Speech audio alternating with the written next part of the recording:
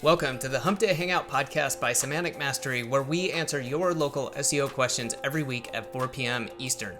I'm Adam Moody, and my partner at Semantic Mastery, Bradley Benner, will be sharing his decades of expertise based on not only helping others, but running his own agencies and businesses in the space. If you'd like to join us live on YouTube each week, just go to www.semanticmastery.com/HDHO at 4 p.m. Eastern on Wednesdays. If you'd like to ask a question ahead of time, go to the same link, www.semanticmastery.com/HDHO at any time and submit it there. Don't forget, you can get the Semantic Mastery Local SEO Toolkit for free at the same URL. Okay, let's get going with this episode. All right, welcome everybody to Hump Day Hangouts. This is episode number 545. This is the one where I looked out of the corner of my eye at YouTube where we've got the page and the top video says why I'm quitting SEO in 2025. And I find that funny because I'm sure it's some video that's twist. He's not actually quitting SEO. Well, neither are we. Yeah, Bradley, I don't think you're quitting SEO in 2025, are you? No, but we have to expand. That's for sure. Definitely. Times are a-changing. So we're going to get into some of that. We're going to answer your questions. We've got a couple of quick announcements. But first things first, want to say hi to the guys, and then we'll get started. So Chris, how you doing today? Doing good. Took a nice walk during lunchtime and got some sun in, and then after that got some work in, and pretty good day here.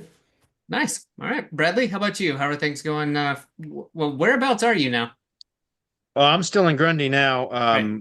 I bought my house. I did close on my house last Friday though in Pikeville. So thank God, I'm finally a homeowner again after living in this RV for a year and a half.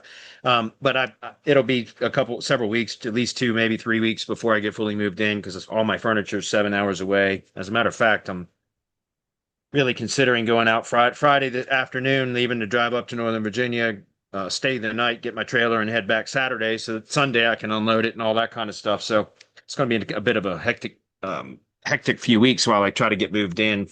So, anyways, and by the way, I've never moved states before. I've lived in Virginia my entire life. Moving states sucks because you have to re-register everything, all your property, your driver's license, everything, and what a freaking nightmare that is. So it's going to be hectic for the next few weeks, but I hope by this time next month I'll be in my new home and in an office using a desktop computer again. I won't even know what it's like to be on a big monitor again and all that. It's going to be very strange, very foreign. You're getting a 49 or 57-inch screen? Oh, I've got a 40. I think I've got a 40. That's what I had before. It's a real big one, real wide, but I've been working on a laptop now for a year and a half, and what a difference, Yeah. So I'm anxious to get into my new home for sure. Awesome.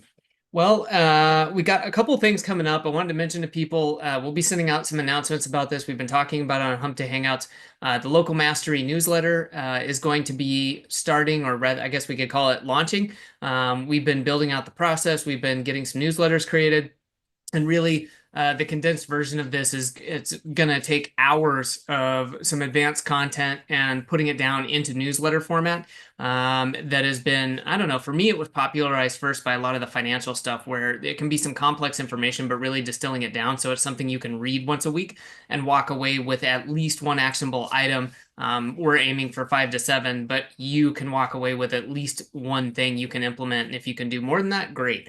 But the idea is to save you hours and hours of time and deliver it at a price point that makes sense that everybody watching this should be a subscriber to this. There's really no reason you can't do it. And if you want to get ahead of the curve, you can head over to localmastery.semanticmastery.com. You can find out a little bit more about it there.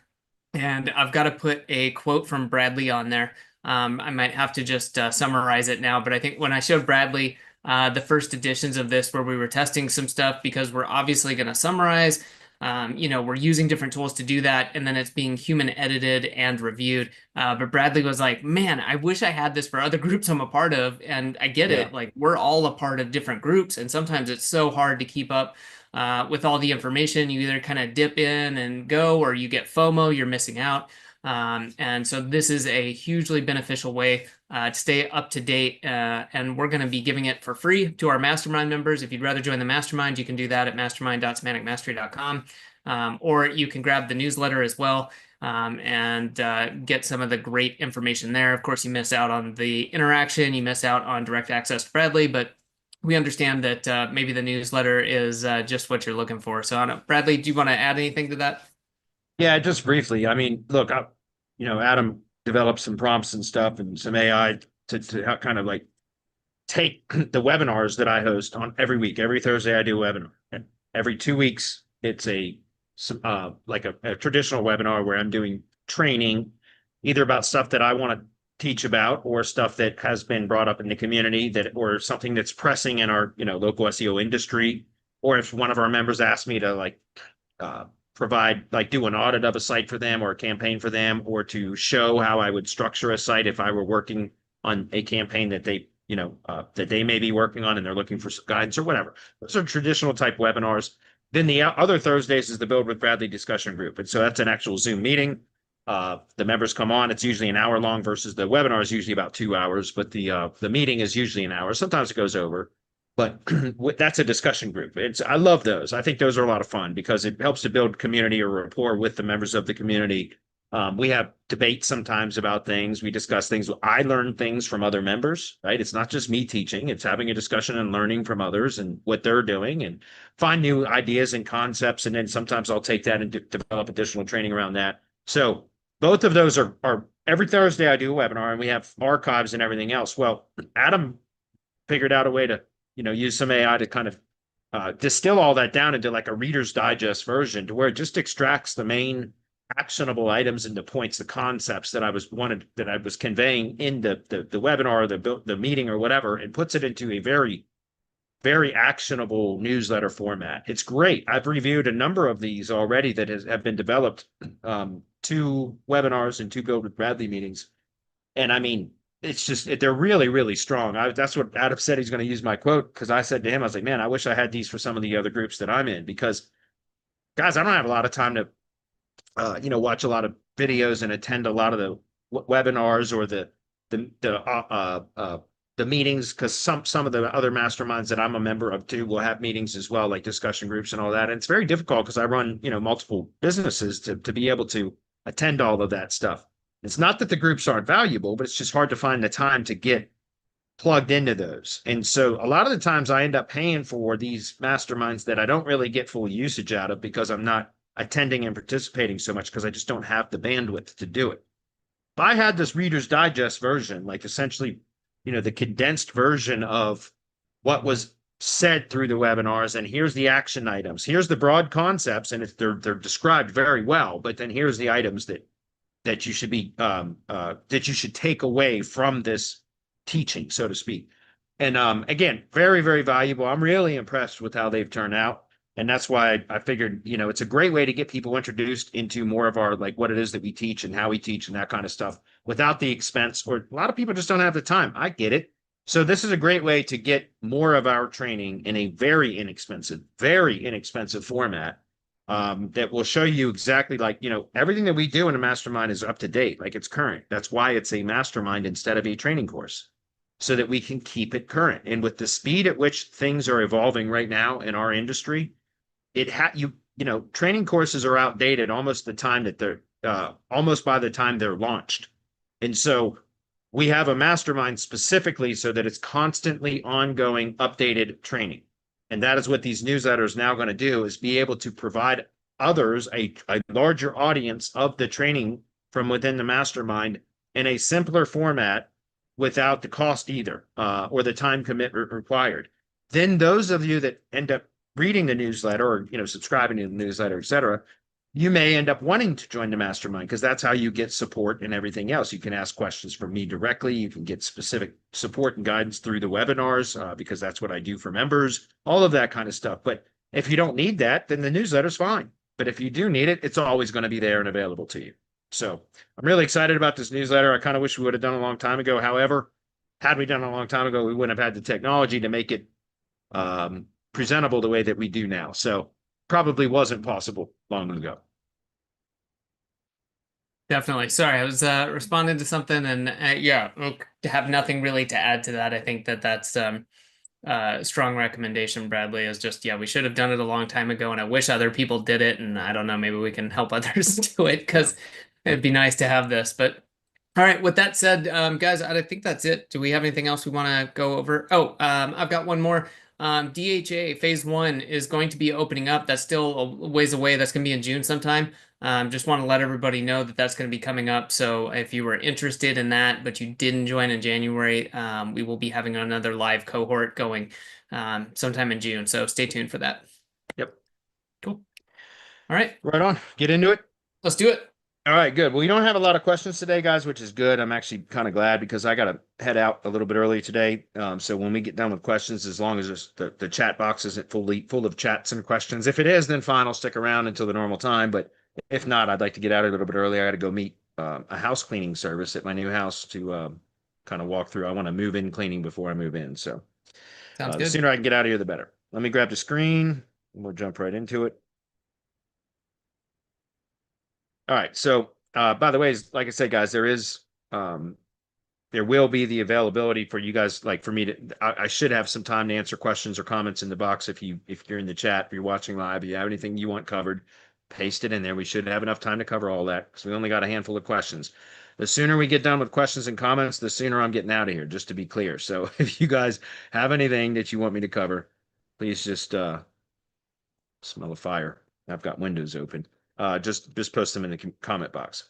All right, Alex says, "Hey Bradley, I noticed you have a canonical tag on most of your LLG site service pages. Do you recommend adding a tag to each service or location page, or not a big deal?"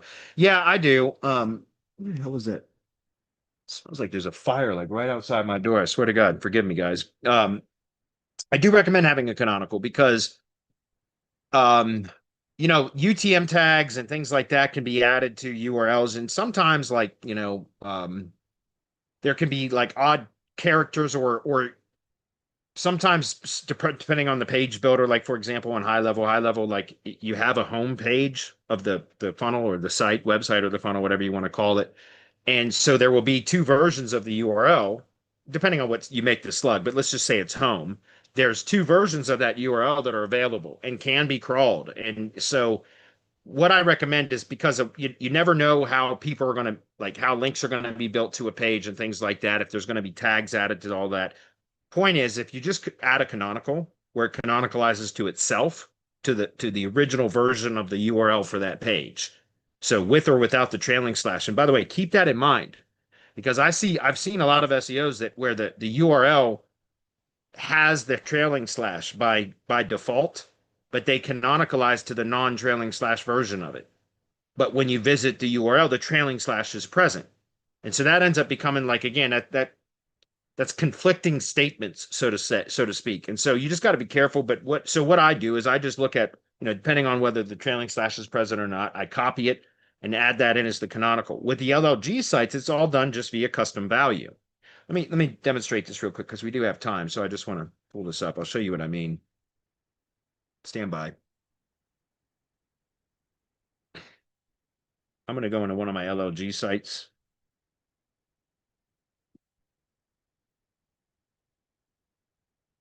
Just waiting for high level to load, guys. Give me 1 second.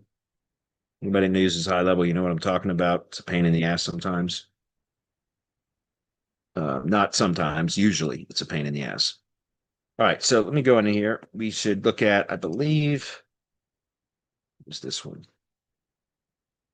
All right, so if we go take a look at this, notice this is what I'm talking about. You see how this one, you see what I did, guys. We're just looking at the home page of the website, and you see how it's got the home there?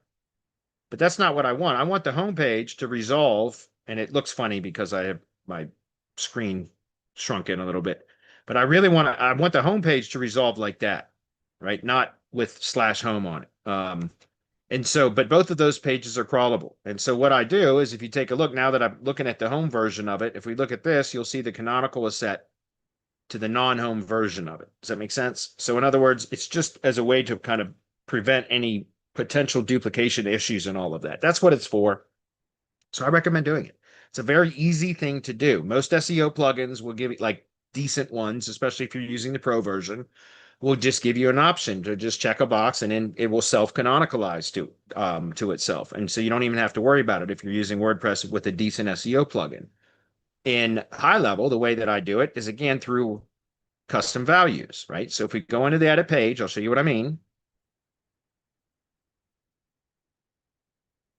Because we determine all of the page URLs before we even build the site, right? I already know what the page URLs are going to be. That's how we build the site, right? It's because we do it through a form input. So we basically submit a form within this high-level sub account with all of the URLs for each of the pages on the site. And that builds the URL structure for the site. Okay, so what I'm saying is, since we already know what the URLs are going to be, and we build the site because we have custom values and we plug those URLs into the value of those custom values, right? So the short code is the token, the value is whatever that token is going to be replaced with, if that makes sense. So if we come in here and we look at the SEO metadata, we scroll down here to where it says links and tags, and you'll see right there is the canonical link. And you take a look at that, guys. That is the custom values.url underscore homepage. And so because of that, this is built into the template. So I don't have to go in and set canonicals for each of these pages or for any of them for the sites that I build with this template. Because all I do is upload the URLs or submit the URLs via a form input from this sub account, and it's automatically going to populate all of that. As well as take a look at this. If we go look in the navigation menu here, take a look at the navigation menu. You guys see every one of these are all done via custom values. Right? So again, I don't have to mess with any of these. All I do is do a form input with the custom values. Let me pause the screen for a minute. I'll show you something else.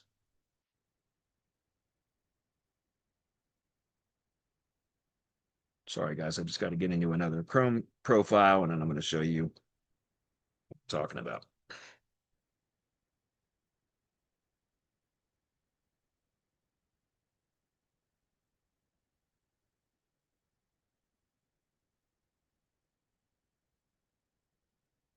Right here's the URLs. So this is what I'm talking about. If you guys can see this, zoom in on that a little bit. Here's the custom values, right? Those are the URLs. So we already know what the page URLs are going to be before we ever build the site, before the site's ever deployed. And so again, this is all done. We have a different sheet here. There's 9 sheets, right? And we collect the data in the sheets. We have universal images that are going to be universal for my sites. The question was about canonicals, but I'm just showing you guys how, again, become more efficient. And I work in one industry, so we have a template that we deploy for all of our clients, all of my local lead gen assets, et cetera. We can modify those templates as needed for the individual client. That's fine.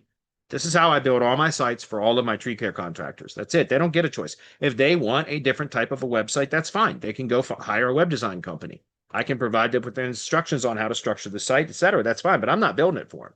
They're getting this. And I can modify this, colors, logos, add pages, remove pages, add services, remove services, whatever. But this is what they're getting. And if they want something else, that's fine. They can go elsewhere to get the web design done. I've got no problem with that. That's just not going to be me that builds it. So I'm just showing you guys, again, ways that we make it much more efficient, right? These are the images that are custom to each. There's 6 images that are custom to each site, but the other ones are going to be universal, at least for my local lead generation sites. For client sites, I ask them to provide their own photos, and then we make all of them custom to, use custom photos for that particular site. But anyways, you can see all of this is how we collect all the data, guys, and it's all done via CSV sheet or Excel file, whatever. And then all we do is let's go back over to high level, cancel this, cancel back. We're going to go over to sites, forms, builder, and you'll see I have the LLG site forms here, and there's a corresponding form for each one of those sheets. And so what we do here, just to show you, is if I copy this, I'm going to go to preview. And right here, I copy that URL, and we'll go over to here because this is, I don't know, this one probably doesn't have it. No, this one doesn't. This is one of the earlier ones. Let me show you one that does have it, though. Go back. Whoops, sorry. Pick one that's a later one that I've done more. Let's try that one. That one probably has it. Okay, you guys see this? It's not going to work for the, and I'm not going to, yeah, it's fine. I can still do it. It's fine. So let me show you this. I'm going to grab this. This is not going to be for the right site, so I'm not going to submit it. But you see how there's this URL params, like code or whatever here? Our support manager, Chris G, he did that. So This is for the LLG company data. So I would go to the LLG company data page here. And then what we do is once the CSV files have been completed, and I have VAs that do that, then all we do is open up each one of these forms for the corresponding sheet. So LLG company, right? And then we just take that right there and we append that to the end of that form URL and hit enter. And it's going to populate. I don't know if you guys saw that. It just populated every one of those fields with the data that was right here. You see, each one of these sheets has its own URL params code there. So that's how we build these sites. My VAs go out, I assign them a location, and then I go in and for each one of these each one of the cities that we're going to target in the service area, and I put the city up here, right? And then in the LOG company data, I make sure that I put the county name in here or whatever, so that they have they know, like right here is county. I used a metropolitan area instead of an actual county for this one. This was a test. But anyways, long story short, I go in and I assign the location name, the county, and then each of the 5 cities that we're going to be targeting. I just put that right there. That's it. And then I leave the rest to the VAs. The VAs do populate everything else across through here. Well, this is universal to all my sites, so this never changes. The images, again, there's universal images, the ones, and I make a note of that over here, right? Universal or subdomain specific, right? Universal, subdomain specific. And so my team comes in and generates all this data, right? Prepares all of these sheets, and then they go in and they grab the pages, or the form URL, open it up in the browser, and then you grab the URL params code, boom, put it on the end of the URL, hit enter, and it automatically populates that. And all you got to do is hit submit. And you do those 9 sheets, and then the site is 80% of the way built. Then it's just going in and adding content. And one of our members has been experimenting with having the content already present on the sites too, and then just tokenizing the content just as a test. It's not a permanent solution, but just to deploy instead of the sites being 80% of the way when you submit the 9 forms, his sites are like 95% of the way, because he's not going in and doing unique content for every site until he identifies which of the sites that he's deployed have started to perform well in search, and then he goes in and swaps out the content with unique content. If that makes sense. So I know that's not exactly what you asked. You asked about the canonicals, but I was just, because it brought up kind of a way to automate adding the appropriate canonicals through the site build process, which is what I do with these sites by having all of that via custom values or custom value shortcodes, right? So last thing we'll look at very quickly, and then we'll jump back into questions. So again, by custom values, you'll see that we have everything is separated. Well, again, this must be an older account by folders. Let me give you another example. Come over here and I'll show you. That's all right. You know what? Because I don't want to get into high level in this account too. So we'll just wrap up for that. But hopefully that makes sense. Again, guys, it's a very efficient way to build sites. As far as canonicals go, it's a very easy process. If you're doing WordPress, use a plugin that's a decent one, or get the pro version, and it will likely have that option to canonicalize the page URLs and post URLs to themselves, which will prevent any potential duplication issues and errors and that kind of stuff. All right. It's a good question. Moving on. Do you use the emails collected with Outscraper's Google Map Scraper and then import them into Instantly? Yes, exactly. That's what the Outscraper Google Map Scraper is for. I'm sorry if I don't understand the question. I mean, I think the question, like, again, I must not be understanding what you're asking. Outscraper, well, you're not in the mastermind, but the SOPs, yeah, that we select to extract. Let me just find it real quick. In fact, since we got time, I'll do it. Contact lists. So here is the data that we collect right here. Enhance results with other services, emails and contact scraper, email address verifier, and then I unselect all the others. All that other information is absolutely irrelevant. It makes no difference whatsoever. I do the email and contact scraper and email address verifier.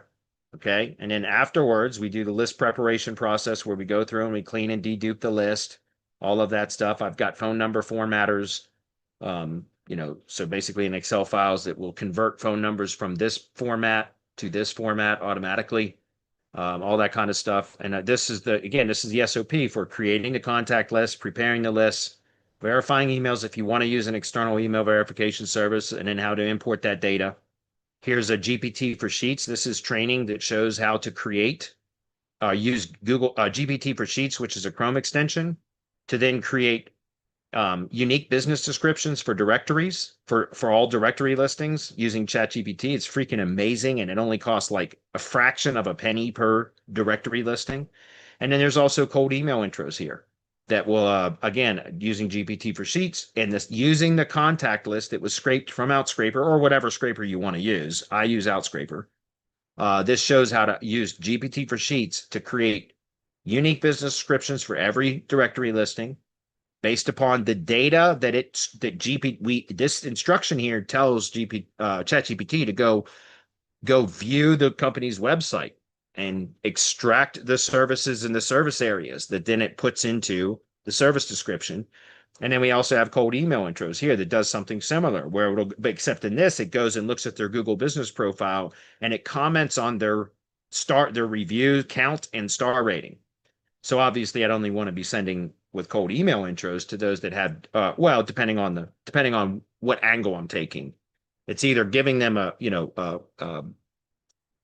kudos or whatever, like, complimenting them on their stellar reputation, or it could be modified to say, are you aware that you have a terrible reputation?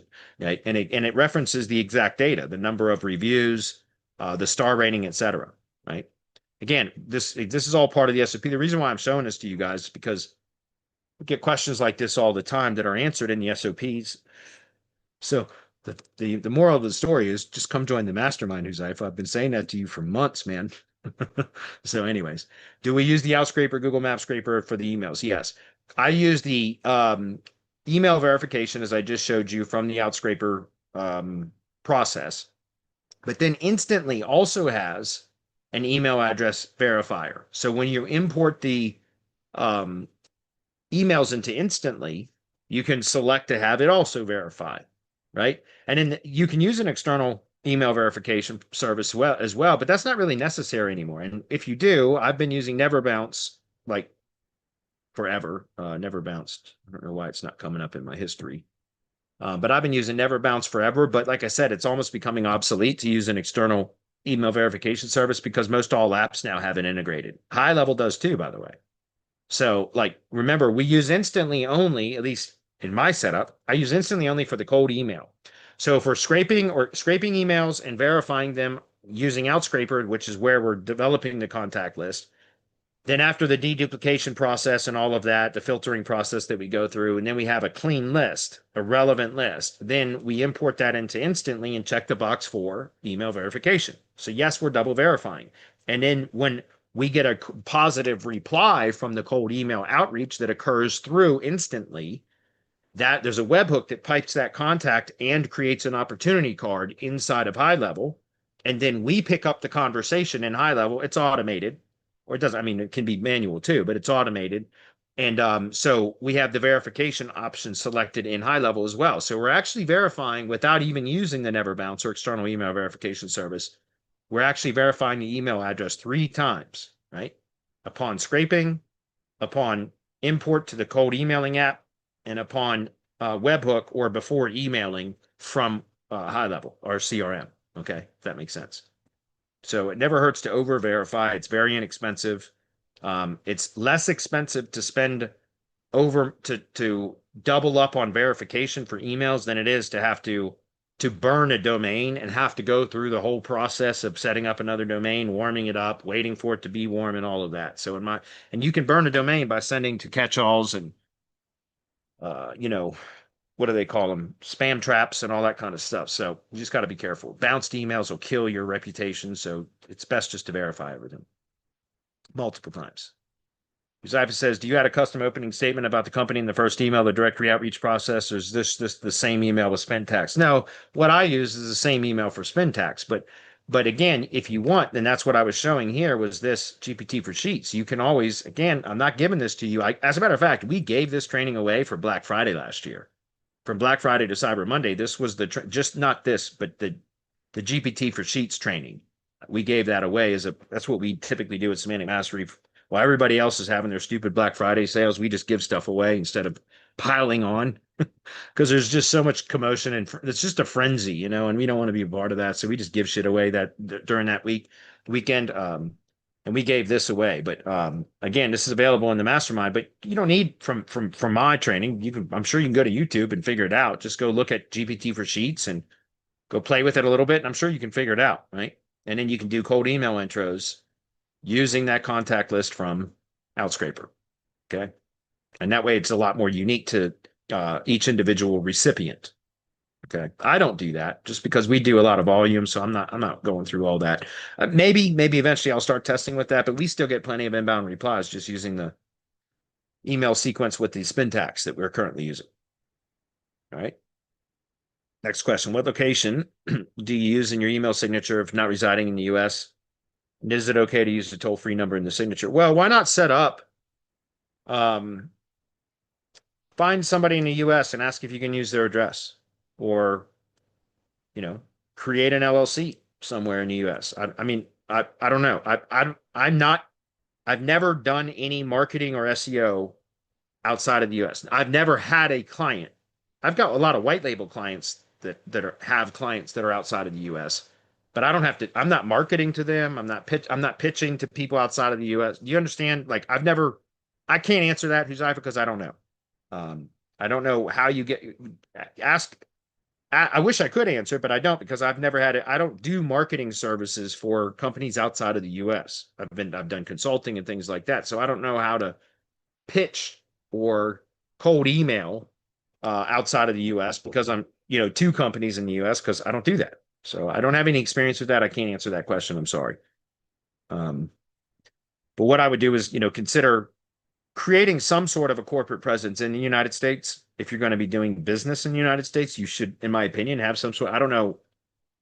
Again, because I'm in the U.S., it's very easy for me to create a corporation. An LLC costs $100 to create, at least in the state of Virginia, it does. And it's very, very easy to do. So I don't know what it's like if you're not a U.S. resident to create a company in the U.S., but I don't think I don't know. Just look into it. Because I would recommend, if you're going to be doing business in the U.S., you should have a corporate presence in the U.S. of some sort.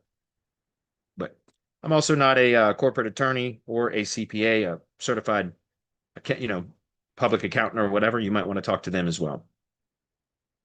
Okay. Sorry, I can't answer that, man. I just don't know. All right. So the next question was from a YouTube comment, and it was, does GBP Q&A improve SEO? It can. Do you understand the whole point of? It's the same thing with review replies, right? Review replies can improve Google Business Profile SEO, can help it to perform better in search. Well, how? Well, number one, if you reply to, if the business is responsive to their customer reviews, that shows Google and to other Google users that the business is responsive to their customers. That's a good sign. It's a good sign for Google. It's a good sign for other consumers that run across or come across the Google Business Profile. Number two, why not? And I'd say this all the time, and yet I still see that it's very rare that people do it. Sometimes they do, but it's very rare that people do it. When you are replying to reviews, or your client is replying to reviews, why are they not? What I see this all the time, which is like, hey, thanks for the review, or thanks for the kind words, or and we're so glad that you're happy. Give us a call next time. Thanks so much. Like, that's better than not replying at all, but there's a missed opportunity there. Why would you not specifically mention the products or services that the reviewer purchased, and using all sorts of variants of those product or service names or terms? And also, if it's a service area business, why would you not reference the area in which that product or service was sold, right? The city, sections or districts, boroughs, neighborhoods, communities, etc., within the city. You could even name street names. You don't want to give any personally identifiable information away in the review replies, but why would you not constantly be using the Google Business Profile review replies as a way to add more relevance to the GBP by inserting mentions of keywords for products and or services and locations, right? If you do that consistently, it's not going to happen overnight. But you can start, I promise you, your GBP will perform better if you do that consistently, because there will be a hell of a lot more relevance built into the profile because the word count will be higher. The entity density, right? The keyword density, entity density, depending on which terms you're using, is going to be higher, right? And so it just makes it more relevant. So the same occurs with Q&A, right? If you have questions and answers, then again, it's adding more relevance. It's more opportunity to add more relevance to the GBP. And so, yes, Q&A by itself, like as a standalone variable, will it improve results? I don't know. I've not tested that.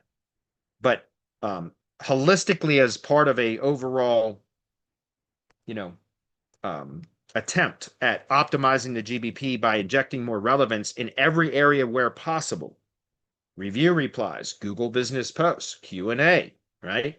What about, again, media, uploading photos and images, or excuse me, photos and videos, right? Again, I've talked about this for years about how with tree service contractors and most local businesses are like this. I've been telling tree service contractors for years, if you just get in the habit of taking photos while out on job sites, like again, it's you develop the habit and then it's second nature. It doesn't take any thought at all. It's just habitual. It's routine. And that is for any service area business, they should be doing this. And I've said this again for, I've done SEO for pest control companies and all roofers and all kinds of stuff over the years. And I've told every one of them this every single time. And I had a pest control company. They actually just sold to a larger pest control company about 6 months ago. And so the larger pest control company worked with me for about 3 months while they were transitioning all of the smaller company stuff into their larger stuff. And then they canceled. But I had this pest control company for 10 years as a client. They were called Backyard Bug Patrol, and they were in Northern Virginia area. And every year for 10 years, I was telling them, well, once when it became a ranking factor, so it's probably every year for about 7 years, I had told them we would have two meetings at the start of the busy season. So a few weeks before the spring season, we would have a meeting to ramp up and prepare for because they were an outdoor pest control company like mosquito and tick control for a long time. They eventually added general pest control services, but they were just a seasonal pest control company for outdoor pests for several years. And so we would have two meetings at the beginning. About a month or 6 weeks prior to the busy season, we would have our meeting to prepare for the busy season. And then at the end of the season, around October-ish, is when we would have the end of season wrap-up meeting. And every single meeting at the beginning, before spring, early spring, whatever you want to call it, I would have the conversation with them about, guys, I've said this every year, but if you just get your technicians to snap a few photos on every job and upload them to the Google Maps profile, not even as a manager, or anybody can go look, like they're not there anymore, but let me just show you. If I just go to pest control near me, so I'm in a very rural area, I'd be surprised to see what's even available. All right, if we go in here, so I want to go to maps. Where's the button for open in maps? Just go to map search. We'll just use this one. If I click on that listing, you guys see it says right here, add photos and videos. I'm not logged in. This isn't my client. I'm not in Google Business Profile Manager. I'm Google Maps. I can add photos, right? So anybody can add photos to this company. Anybody can. And so what I've said to the client, and I've said this again to tree guys and everything year after year. Hey, if you just get in the habit of every job you go on, snap 3 to 5 photos. And if you're feeling froggy, right, record a quick video as well, and then narrate the video, right, where you're saying, hey, this is Bradley. I'm out on this tree removal job in the, Covington Corner neighborhood in Charlottesville, Virginia. And we're out here with the crew right now. You can see they're taking the tree down. We've got our ground crew cleaning up all the debris. We're hauling it off. And as soon as we're done, we're going to do stump grinding as well, because we want to make sure that we leave the ground nice and level for our customer. If you need tree removal services in Charlottesville, Virginia, contact us and repeat your phone number and say the brand name, right? Right now you're talking about a 30 to 45 second video that gets uploaded to the GBP. It has several mentions. Google knows the video because if it's recorded on an Android device or any device really that has location settings on, the metadata shows the geographic coordinates where that video was recorded, the altitude, like literally the time that it was, the time of day that it was recorded, all of that data is metadata that's embedded into the file, the video file. Same thing with photos too. But in the video, you get the benefit of being able to mention keywords and the company name and the phone number and locations and neighborhoods, things like that. Again, all adding more relevance. And so, and with photos, what's really interesting with photos is, again, you guys can test with this on your own.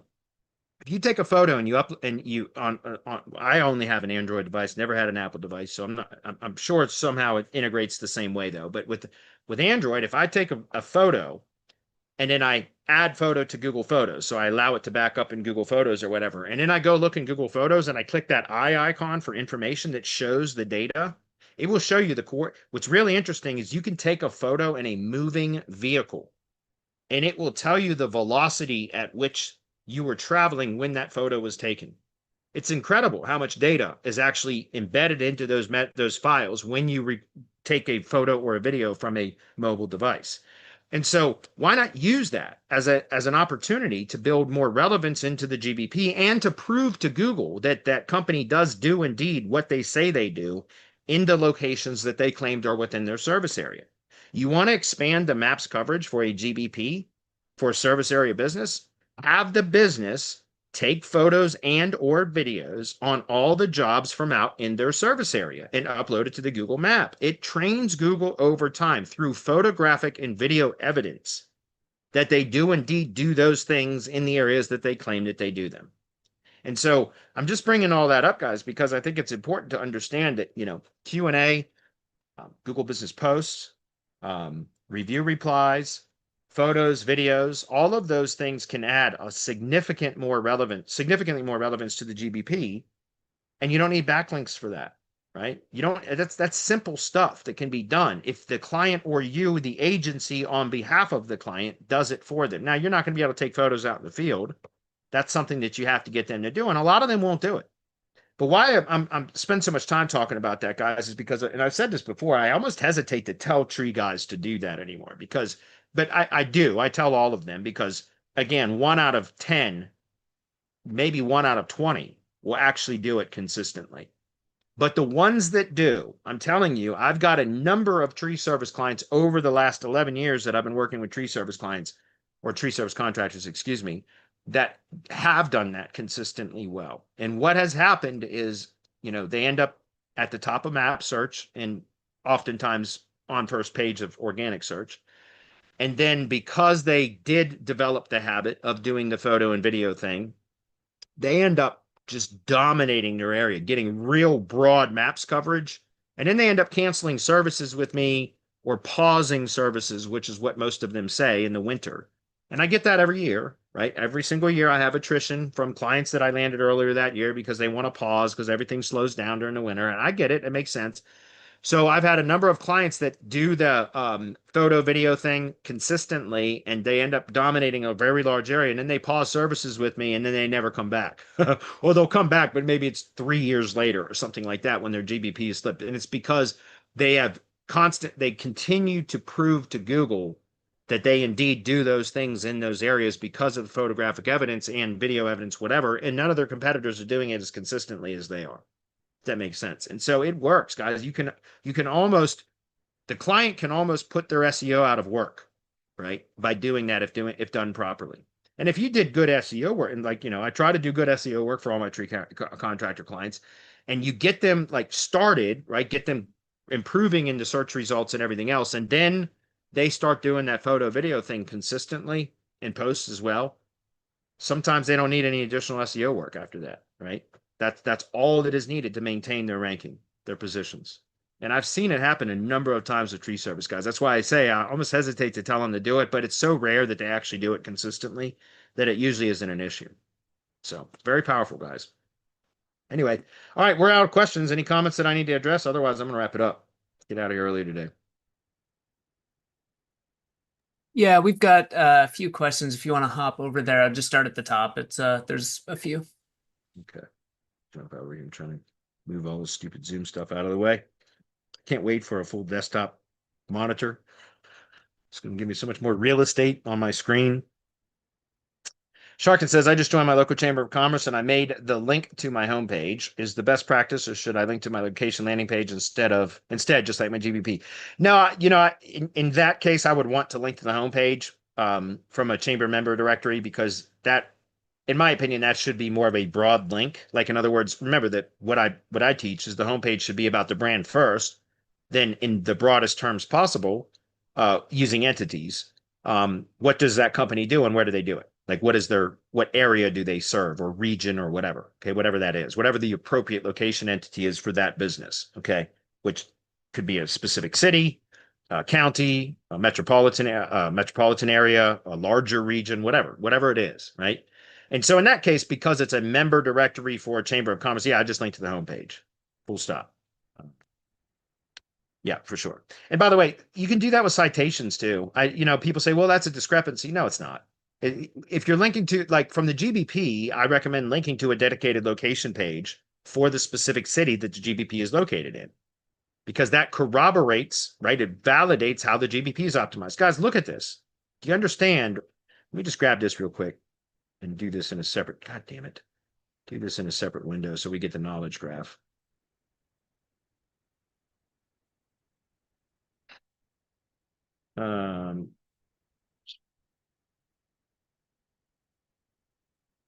Okay. If we go into this, guys, do you understand? Take a look at this. Like, how is the GBP itself structured, right? Like, this is who we are. This is what we do. This is where we do it.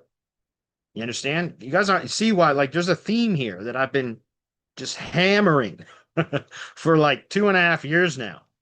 Who we are, who we are, what do we do, where do we do it? That's what we should be claiming, stating at every opportunity possible, reinforcing that every opportunity possible. Where do you think I got that from? From studying Google business profiles. Like, and again, I tried to extract clues from how Google optimizes things to then optimize my own stuff, right? And so if it's structured this way within the GBP, like, it's in that format: brand, product or service, in this case, service categories, location. So what I recommend is that for Google business profiles, for helping the optimization, right? Helping them to perform better in search. It's important to validate this information, right? Which, and to provide agreement. That's what Ted Gubita said, was provide agreement. You always want the GBP and the website to agree with each other. That's why it's important also, in my opinion, to make sure all top level home goods store, I don't even know why that would be there. It's not my client, but that does not seem relevant at all. Anyways, for each Google business category, you want to associate that Google business category with a page on the site, right? A service page, et cetera, whatever. Because again, it provides agreement, right? It helps Google to see that the way the GBP is optimized, what it's linking to supports that, and vice versa, right? And so why I bring that up is because, but for other things outside of GBP, it makes sense oftentimes just to link to the homepage, right? So because people are going to, in the member directory, you could link to like a local chamber of commerce member directory. You could link to a location page. It's not going to hurt anything, but it's not an NAP discrepancy if you're linking to the home. But now, if it's a multi-location business, that's a different story. If it's a single location business, though, you can link to the home page. If it's a multi-location business, you want to link to the dedicated page for that. But when it comes to citations, linking to the home page, if the GBP is linking to a dedicated location landing page, isn't really a problem, because it's an inner page of the homepage. It's still linking to the homepage. It's still the same domain. It's still the same domain for the company. So I've seen that, because I know from just doing a ton of competitive link analysis and things like that, and white label clients and all that kind of stuff, that it's not usually an issue if it's linking to the homepage, if there's a dedicated location page, as far as citations and everything else. So to answer your question, for something like a member directory, I think it makes more sense to link to the brand page, the homepage, which tells in broad terms what they do and where they do it, and then the visitor can determine where upon the site they want to navigate. It's a good question. Next question. Craig says, "What's up? What's up?" That's not really a question. What's up, Craig? How are you, man? Alex, hey Bradley, any new info on the A stuff you've been looking at? Not sure what you mean as far as. No, I haven't really had a whole lot of time. I've been working on, if you're talking about rank bridge, I'm still working through that process. It's very, very tedious, but I'm developing SOPs as I'm going through it. And that's part of the reason why it's taken me so long. So no, I don't have any updates on that yet. Craig says, when creating schema, is it good to follow the site layout with service pages and locations? I'm not a schema nerd, Craig. Honest to God, I'm not. I'm still fairly basic with the schema that I use. I do very thorough organization schema on the homepage and very thorough local business schema on the location landing page. And then for all other pages, I just use web page or article schema. And web page, sometimes it's FAQ page schema, which is, subtype of article web page schema anyway. So I really can't answer that. My guess is yes, but that would be, I've not done a lot of testing with that, just because it's so hard to properly connect schema the correct way and all of that. Um, Again, it's logical that yes, if you follow the structure, you have like service schema for service pages, and then you can have local business schema on the location landing page, but then I would just still use article or web page schema for the other supporting location pages, to be clear, right? And that should perform better, but I just haven't done a lot of testing with that, Craig, so I can't give you a good answer. I'm sorry. It should work, but I don't know. Costco membership. When using Outscraper, how do you make sure you don't scrape the same contacts when running multiple scrapes per state? I just do state state at a time. I do one state at a time. And let's back this up real quick. We're going to go to the 5 o'clock now, for sure, but that's all right. Yeah.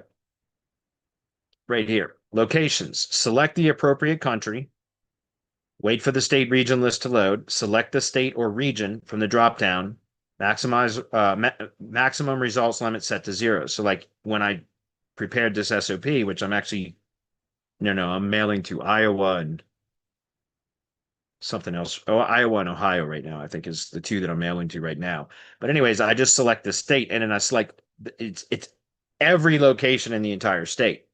But when I talk about setting up the the categories, I use check the box next to exact match. Right. So I put tree service in and check the box next to exact match. Now we still end up with hundreds of listings that aren't in that category. I don't know why. I don't even know what the point of that is for. If it's still going to return a bunch of GVPs where the primary category is not tree service, because I thought that that's what that meant. You still end up having to clean out a bunch of stuff, no matter what. No matter what the settings are, you're always going to have non-relevant listings in that the output file, and that's why I have that whole list preparation module here. It's about how to go through it and clean it, filter it, deduplicate it, format the phone numbers the appropriate way, all of that stuff, right? We go through all of this here and talk about how to format the list so that it's ready and prepared to then be imported in either to the directory or directly into the cold emailing app. Okay. Hope I answered the question. Do it state at a time. That's it. One state at a time. And by the way, that's again, as listed right here. If we come up here, right here, it says, so you'll see like I end up taking the lists, and there oftentimes you're going to get results that come in from other states. I delete that from that list immediately. Technically, I could cut those out from the list and paste them into another Excel file or CSV file, whatever, that then I would save for when I go to scrape them. Then I would just add like that state. Then I would just add it to that list. But it's so inexpensive. Honest to God, why bother? Like that's a lot of additional work to save pennies. Fuck that. Forget that. I'm just going to delete anything that's not relevant to the state that I intended to scrape. And then when I get to the other state, I'll just start a new scrape job. That makes sense. Okay. Once you delete a campaign, the leads go away. So how do you know you're not contacting the same business if you run multiple scrapes at different times? Again, like first of all, I don't care if I contact the same business again. Like if I'm mailing to Tennessee this month, let's say in May of 2025, I'm mailing to Tennessee. Let's say at the most I might do, 2 or 3 states a month, because that's all the volume I need to keep busy, right? To keep enough stuff coming into my agency that I don't need to really go much more than that, right? So it's going to be months and months before I get back to that state again. So I don't care if I email them again, Remember, guys, just to be clear, I do not populate my directory with the list that I scrape from Outscraper. I do, and I teach this in the training. you want to populate the directory initially with some seed content, some seed listings for sure. But we don't do that. Like what now because we already had, once you get a state 2 or 3 or something like that, whatever, once you have 500 or so listings on the directory site, there's no reason to create generic unoptimized listings for contacts that you don't know whether you're ever going to be able to reach them or not. Because then your directory could be populated with a whole bunch of listings for companies that are out of business or whatever, like all this kind of stuff. So we don't do that. I go straight from preparing the list to adding them to cold instantly for a cold email campaign. And we only add new contacts to the directory if they reply to the cold email. Do you understand? So we're not creating listings for companies that we don't have direct communication with, right? And so I don't care if they don't reply, then yeah, they're likely going to be mailed to again at a later time. They don't have a directory listing yet. And even if they did, who cares? I'm going to email them again. We're going to, go through cycles or stages where we're going to hit the same list again, or we'll probably scrape a new list when it's time to hit that state again for sure. But I don't care if I mail them again. Who cares? Look, guys, it's not like the contact that you mailed twice is going to come knock on your door and punch you in the face when you open the door. You know what I mean? So what are you scared for? And I'm not saying you are a Costco membership. I'm not saying that. I'm just saying, don't let it's no big deal, right? If you're going to email somebody else. When I did real estate, I would mail the same property owner list because I used to buy and sell vacant land, and I would just once every four months. So I do it 3 times a year. Once every 4 months, I would mail the same property owner list. And no shit, I only did that for about 2 years. And there was one property that I ended up closing on. I flipped it. I think I only made like 12 grand on that one. It wasn't a lot, but anyways, I don't remember what the details of that one were, but I do remember this because I got a reply back. They accepted my offer because I would send written offers, like really, really low ball offers for these properties. And this one contact sent me back the signed contract, the purchase and sale agreement. And the cover letter that they put on there stated, I've been getting your letters multiple times per year for like the last year and a half. And finally, I decided I'm just tired of paying taxes on this property, so I accept your offer. And so again, it's called farming. In real estate, you call it farming. You farm a particular market by just continually marketing to them. It's the same thing, guys. This is virtual real estate, right? Same thing. It doesn't hurt to contact the same contact over and over again. Time and circumstance changes everything, right?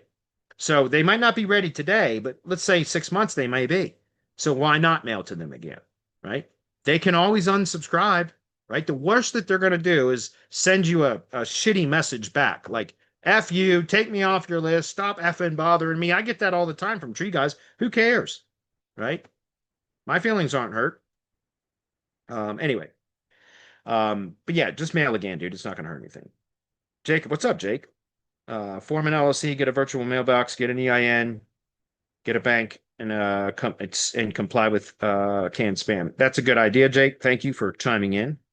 So I'm assuming you have some experience in what he was asking about earlier. So thank you. It's good to hear from you, Jake. It's been a minute. Costco says, what kind of citations do you build to the ID page versus the money site? I don't build citations to the ID page unless I'm using X Power Listings. And then in the featured message, if you guys use the X Power Listings, you know what I'm talking about. There's a featured message field, which is where you put the anchor text. And then there's a featured message URL, and that's where you put the URL. So that's where I put the ID page URL for Yext customers or clients, or for my own clients that I use Yext for. And I only use Yext for tree care contractors that have published street addresses. If they don't have a published street address, I don't use Yext, just to be clear. But I don't build citations to the ID page. Citations typically are going to be linking to the money site or whatever domain is linked to from the Google Business Profile. Okay, 5 o'clock, almost on the money. That is very rare. So I think we're good for the day. Right on. Good to go. Yep, let's wrap it up then, guys. I'm gonna head out. I'll see you guys next week. We do have a we have a mastermind meeting the mastermind webinar tomorrow. And